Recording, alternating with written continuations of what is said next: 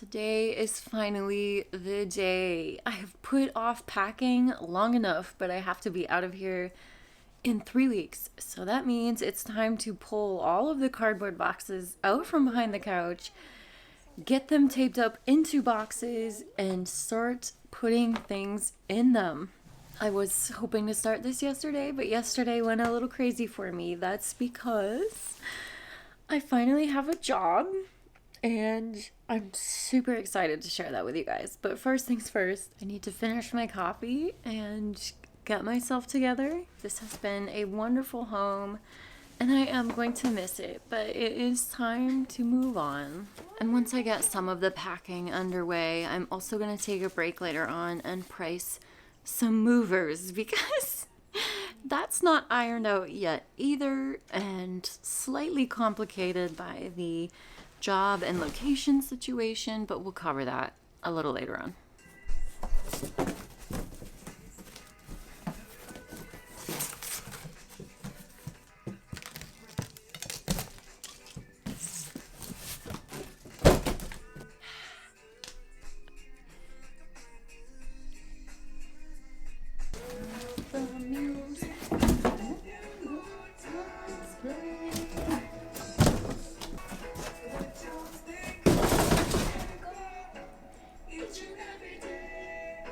So my packing style is hit the antiques and breakable delicate things first because they're going to go in the best, most sturdy boxes. So I always start there, and then I move on to kind of the smaller, more tedious things like all of my crystals that hang in my windows, all of the pictures on the walls, and all the little small things that are just a little bit more tedious and annoying. And so I try to hit those out of the gate while my ambition is still strong.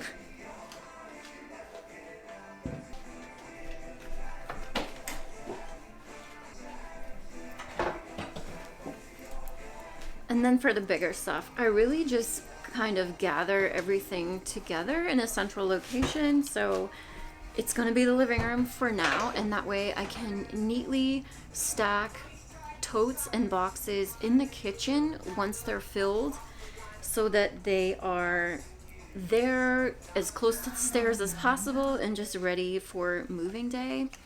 I don't want to stack things in the living room, even though there's way more room in here, just because I also need to get these carpets steam cleaned, so it doesn't quite make sense to pile everything in here just to have to move it later.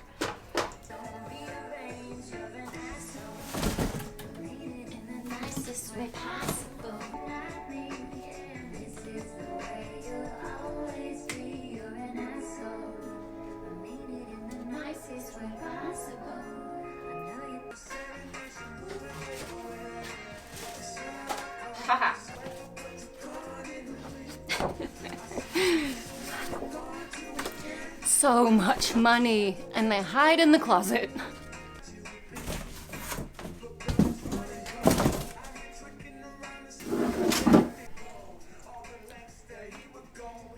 So it's definitely a process, and everything becomes chaos for a couple days, and it'll probably take me to most of today. I'll feel really good about things. I think after today I'll feel like I've made a good amount of progress, and it's usually like all of the smaller things that are a bit overwhelming, but once I get all of that kind of stuff kind of taken care of, out of the way and packed up, and then we're on to the big things, then I'll feel like progress has been made. So we'll see how long this takes, but so far so good. I feel good about the progress of day one.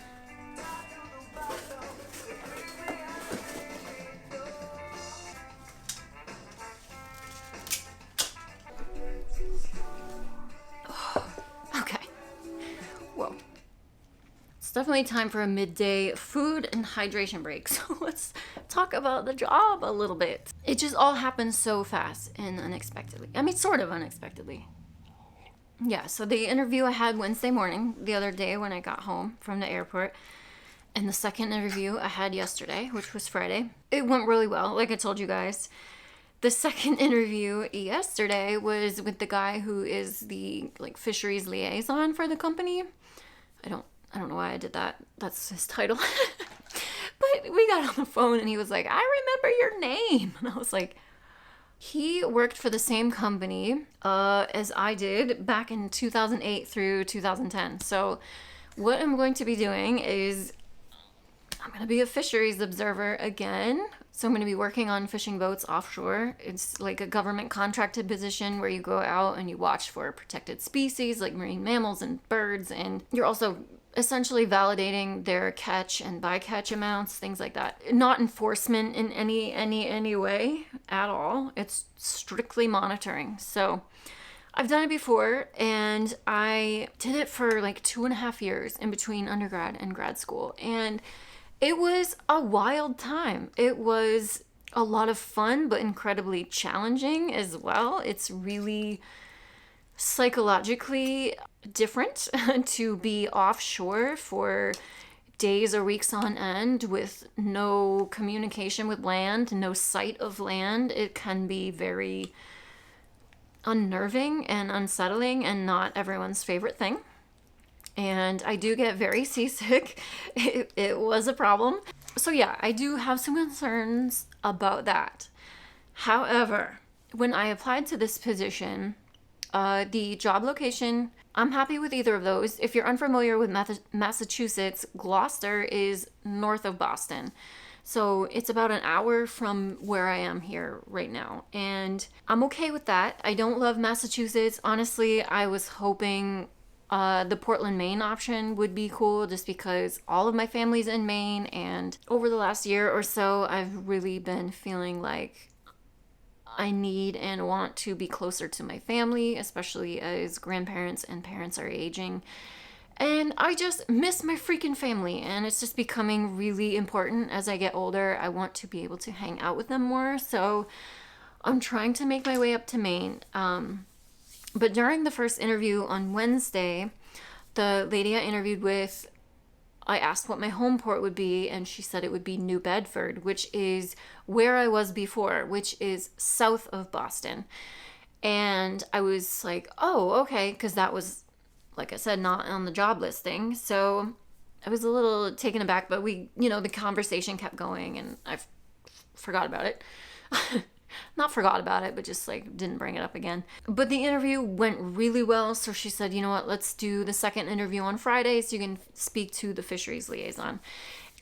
She also let me know what like my sea day rate would be, because when you're an observer, you're paid for days at sea. It's not hourly. It's the same pay whether your day is an hour long or it's 24 hours long. That is a downside, but generally it's not really a big deal. But I did say to her, honestly, I would prefer shorter trips, like one day at a time offshore, because I'm aging. I like sleeping in my own bed. I don't love being offshore for days on end. So if I am going to do this and get back into this job, I don't want to be offshore for weeks. I don't want to be offshore for more than one day at a time. And she was like, you know what? That's okay.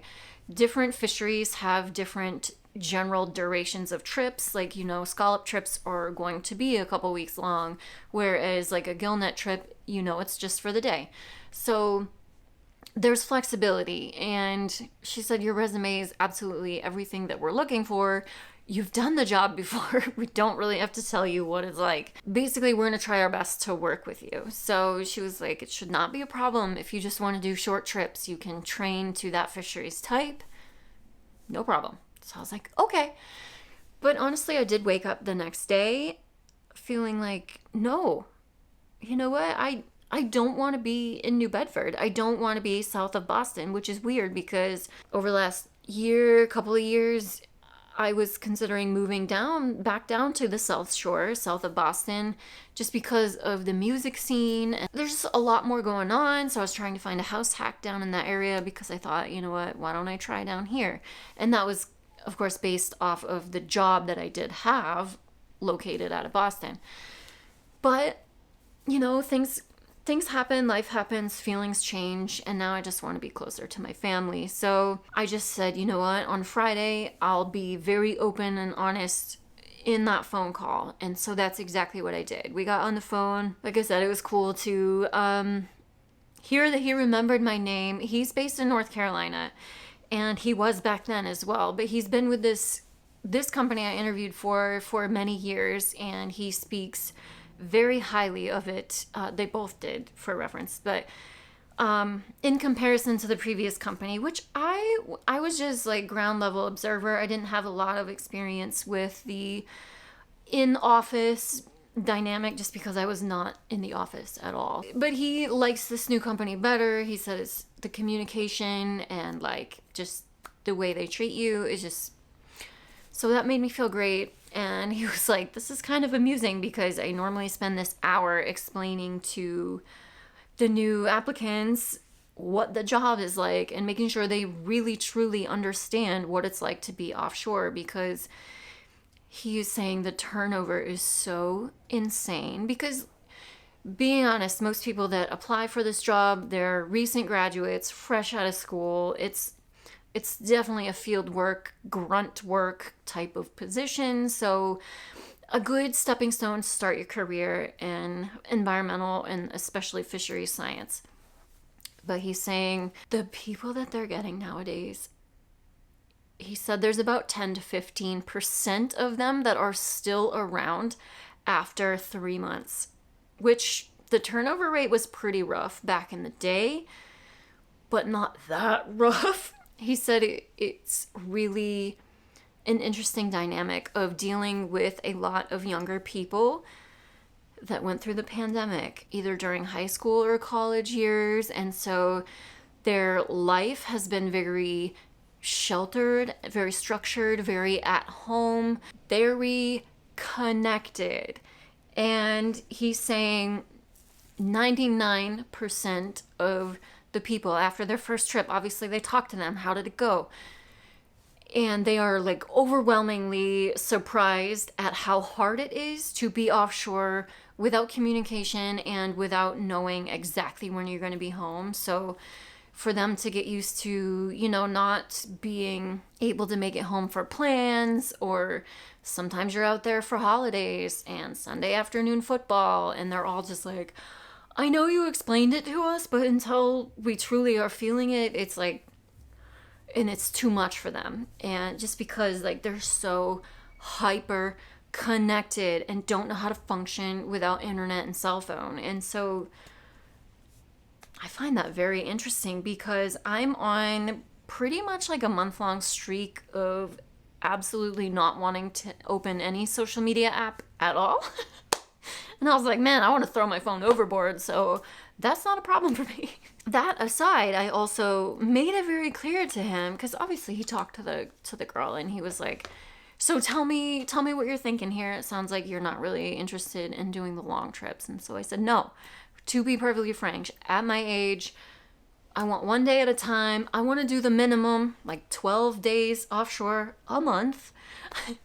And I don't want to be in New Bedford. I just don't. Family is important to me. I want to be north of Boston. So he was also like, yeah, that should be no problem at all. I'll circle back around with Ashley, let her know what you're thinking. I'm sure she'll want to jump back on the phone with you. And I said, cool. Within like a half hour, she emailed me right back and was like, not a problem at all. So she asked to jump on a quick phone call, and we did. And she's like, okay, I understand you want to be in Gloucester. Not a problem. Portland, Maine is not an option right now, but in the future, as things expand, as they need more people up there, and or if someone quits, she knows that I'm very interested in moving up there. And she said, not a problem at all. So yay. And she was like, I totally get where you're coming from on the 12 days a month. That's no problem. Totally up to you. If there are computer-based things that can be done in the off days, and you want to pick up a few extra hours of computer-based work, totally fine too. I'm sure there's plenty of things going on that you can be a part of and help out with. So that's amazing. And then just a few minutes later, she sent me another email that said, we just got offered another seat minutes ago for the May 6th training if you're interested. The only downfall would be that they have to let them know within the next 30 minutes if we want to utilize the seat. We're going to be getting you an offer letter, but let me know what your thoughts are on this. I know like the 30-minute thing sounds weird, but that's just because there is a long line of people waiting to get in these trainings, and you're just kind of like, hey, we have a spot, and they just offer it up to these different companies that are providing fisheries observer coverage. So you kind of have to jump on it. So I said, well, okay, when is the next one after this? And she said, for the fishery that you want, like the 1-day trips, the next training wouldn't be until August. So I was like, ooh, okay. You know what? Let's do it. Very shortly after that, I got the offer letter from the CEO. He said that both Ashley and Phil both enjoyed the conversations with me and felt like I'd be a great fit for the position. Of course, they left the interviews very excited, and we'd all be thrilled to have you join our team. I've updated the offer to reflect your previous experience, so the sea day rate is higher than that described in your interviews. And I want to relay that a position with this company can be scaled to your needs and expectations. We can make this work with the lifestyle you're looking to achieve.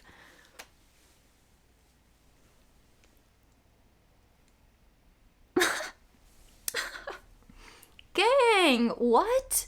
You guys, I've never advocated for myself in an interview and been like, nope, I don't want that. Nope, I don't want that. This is all I want. So they're willing to meet me with location, meet me halfway right now with the intent to move to Portland eventually. But at least for now, I'm north of Boston. They offered me $50 per day more than the rate that they had mentioned in their interviews, which is good. It's definitely much more competitive now, and it's definitely much more doable. And yes, I'm very happy about that.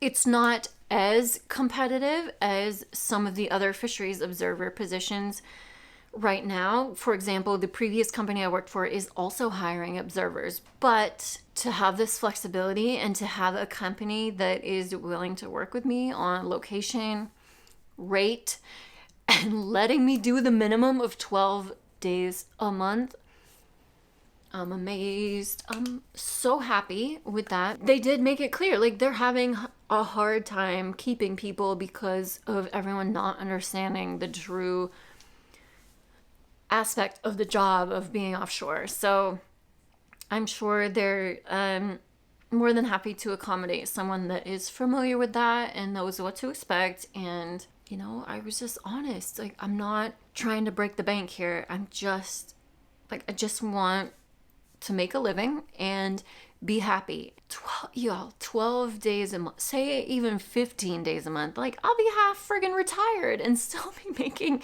a comfortable amount. And that gives me so much other time to do other things like this or whatever the heck I want, you know, if I feel like I need or want to. And I'm so excited about that. So that's the job update. Of course, that means I'm not moving back to Maine and moving back in with my parents. I am now going south the other way. Now there's like a mad race to figure out where all of my shit is going come May 1st.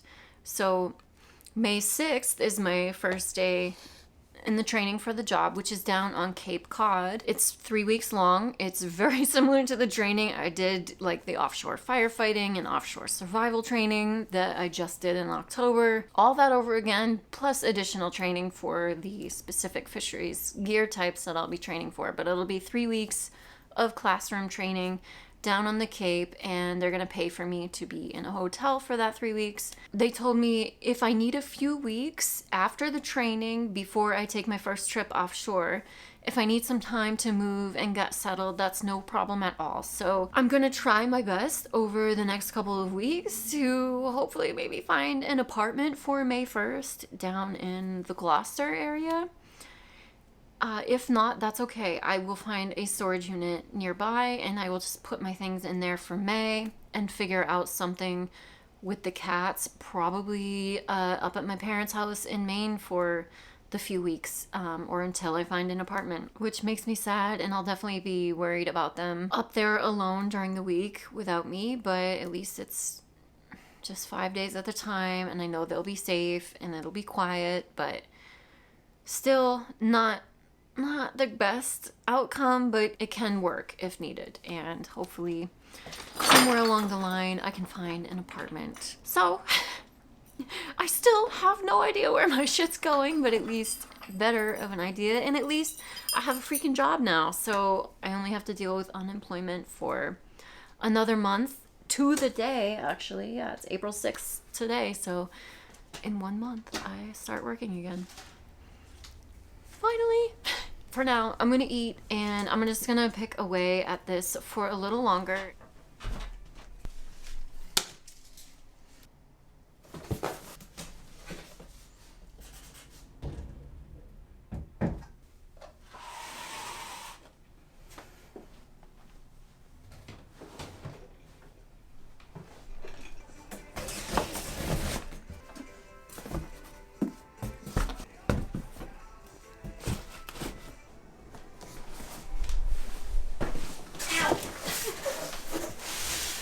Classic.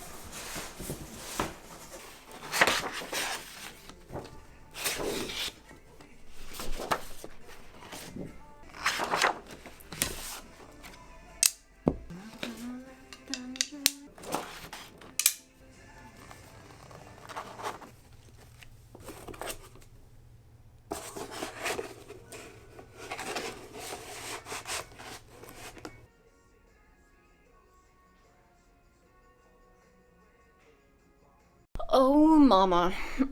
Status update. It is 2:20 p.m. Walls are pretty bare. This whole closet is cleaned out with the exception of this. I just put the empty boxes in there that I have left. And that is my laptop from my current employer, as well as my security badge. I'm just waiting for them to send me that FedEx label so I can ship that sucker back. But yeah, all right. Oh, sorry, honey. Let me get that out of your way. Whoa, whoa, whoa. This is basically the pile of completed boxes. There's 4 totes that just had storage stuff, and then there's 5 filled Chewy boxes, pretty well full and labeled. I have not taped them closed because, knowing me, I'm gonna find little things around, and I'm gonna continue to tuck things in all of the available crevices in each of those boxes. And I'm trying my best with like even weight distribution, so add some light shit in with some heavy shit, but you know, it's a scene. This kitchen though, I have not started on the kitchen because my focus was the living room. I feel great that that closet is empty, but I still need to empty this cabinet here, which is like my home command center, you know, important paperwork and desk and office shit like that. Oh boy. I have a nice pile here going of things that are getting the axe. So we're getting more cutthroat as things move along, like I predicted. So just things I need to list in my buy nothing group or list on Marketplace for sale. Mostly it's just gonna be like a buy. But yeah, the bedroom is the same with the exception of this closet. This had all of like my outdoor gear in it. So this is now completely empty. So I just have the clothing closet. So I'm gonna leave clothing and kitchen and bathroom for now. The bathroom, I've done some, and that's mostly because I pull out extra towels and linens to wrap delicate, fragile things in, or you know, just to cushion some of the things in the boxes. I'm gonna sit down for a little bit. Mostly it's just been a lot of dancing because when I'm unsure what to do next, I just dance. I'm just dancing because I'm just trying to make this as enjoyable as possible. I'm probably gonna call it a day for now just because I'm tired and it's been a lot and there's been some great progress. So I'll pick this back up again tomorrow.